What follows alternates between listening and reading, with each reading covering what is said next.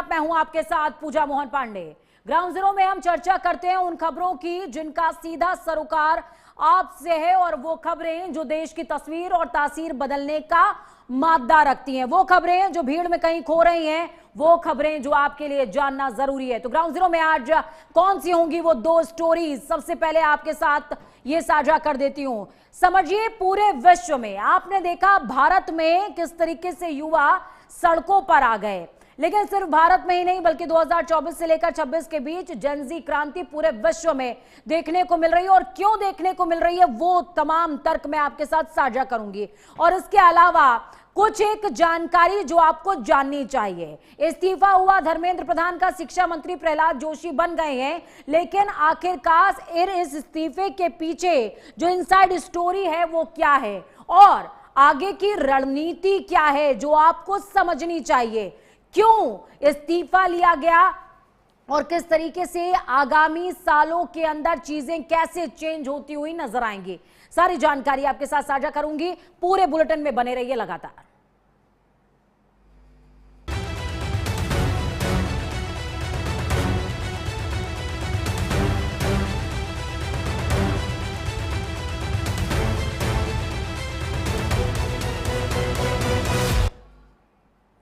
वो कहावत आपने सुनी होगी, समरथ को नहीं दोस्त गुस्साई।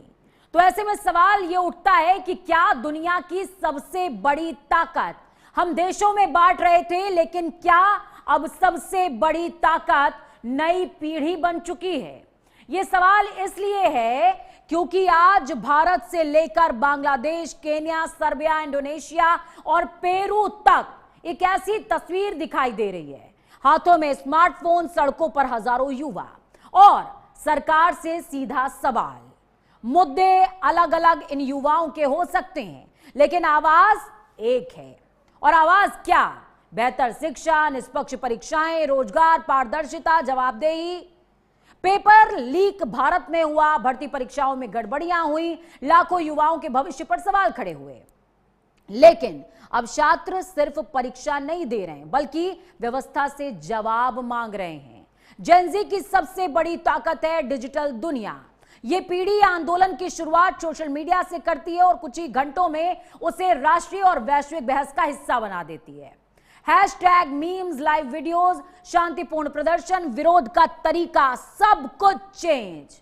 कुछ भी पुराने जैसा नहीं है। न बिल्ला लगता है, न बैच बंटते हैं, न पैसा, न दारू, लेकिन पूरा प्रदर्शन वैश्विक हो जाता है। आज का युवा सिर्फ नौकरी नहीं मांग रहा है, न्याय मांग रहा है। सिर्फ डिग्री नहीं, भरोसेमंद व्यवस्था यानी कि सिस्टम चाहता है। सिर्फ चुनाव में वोट नहीं डालना चाहता, बल्कि नीतियों को प्रभावित भी करना चाहता है। और यही वजह है कि विशेषज्ञ इसे केवल विरोध प्रदर्शन नहीं बल्कि एक वैश्विक पीढ़ी का लोकतांत्रिक जागरण मान रहे हैं। सवाल अब यह नहीं है कि युवा सड़कों पर क्यों है, सवाल यह है कि क्या सरकारें उनकी आवाज सुनने को तैयार हैं।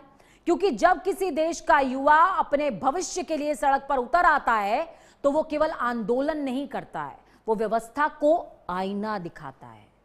आईना जिसमें अगर आप अच्छे हैं तो अच्छा दिखेगा, नहीं अच्छे तो फिर बदसूरती तो तुरंत नजर आ जाएगी। 6 तस्वीरें आपकी टीवी स्क्रीन पर होंगी, 5 तस्वीरें, माफ कीजिएगा।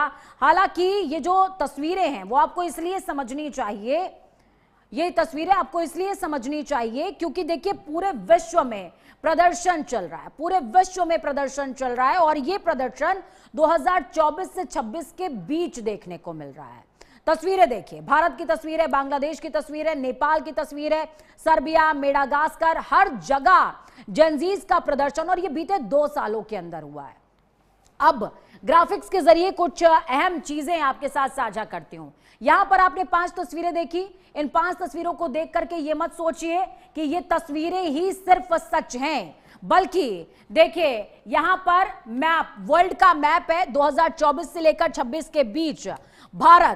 भारत में आंदोलन हुआ। बांग्लादेश की बात करें तो बांग्लादेश के अंदर आंदोलन हुआ। इसी तरीके से तीसरे नंबर पर नेपाल, नंबर वाइज आप देखते जाएंगे, नेपाल में भी आंदोलन जेनजीज ने किया। चौथे नंबर पर आता है इंडोनेशिया, इंडोनेशिया में भी आंदोलन का जो मोर्चा है वो जेनजीज ने संभाला था।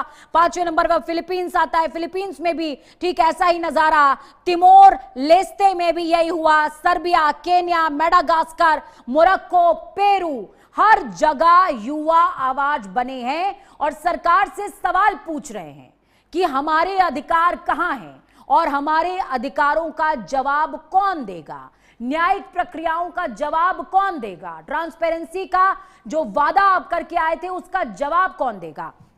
अब दूसरे ग्राफिक्स डालिएगा स्क्रीन पर, देखिए कैसे बदल रही है युवाओं की डिमांड, ये आपको समझना चाहिए। युवा कैसे शिफ्ट हो रहे हैं, शिक्षा से आगे अवसरों की डिमांड कर रहे हैं। पहले लगता था कि सिर्फ पढ़ाई काफी है, लेकिन अब कह रहे हैं कि आपने पढ़ाई की तो बात कर दी, लेकिन आपने नौकरियों की भी बात करी थी, तो अब नौकरियां कहां हैं, ट्रांसपेरेंट भर्ती की जो वादे थे आपके वो कहां हैं। और इसी तरीके से पेपर लीक पर सख्त कार्रवाई की मांग करें, और इसका डेमोन्स्ट्रेशन हमने भारत की सड़कों पर देखा है, राजधानी की सड़कों पर देखा, और किस तरीके से ये वैश्विक पटल पर छा गया ये भी देखा।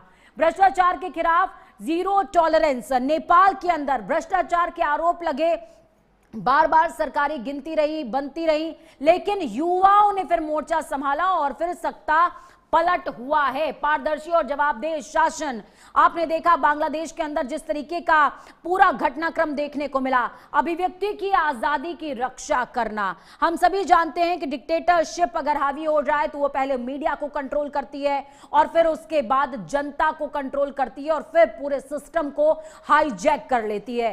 तो ये वो युवा पीढ़ी है जो जानती है कि अभिव्यक्ति की आजादी को कैसे बचाए रखना है। और ये प्रोटेस्ट कैसे होता है, डिजिटल जनरेशन है और डिजिटल ही प्रोटेस्ट है। मीम्स, हैशटैग से जन समर्थन बटोरना कैसे, और चंद मिनटों के अंदर आप इनके क्रिएटिविटी का सामना नहीं कर सकते। सोशल मीडिया ट्रेंड से राष्ट्रीय बहस तक ये सब कुछ कैप्चर कर लेंगे। ये वो जनरेशन है। शांतिपूर्ण प्रदर्शन होगा, लेकिन जो कैंपेनिंग होगी, जो क्रिएटिविटी होगी, वो डिजिटल होगी, जो आपके दिमाग को हिला करके रख देगी और आप उसकी काट भी नहीं सोच पाएंगे। इंटरनेट ने आंदोलन को सिर्फ राष्ट्रीय ही नहीं बल्कि अंतर्राष्ट्रीय पहचान कई जगहों पर दी है, और इसका जो प्रमाण है वो हमने अलग अलग जगहों पर देखा है। ये प्रमाण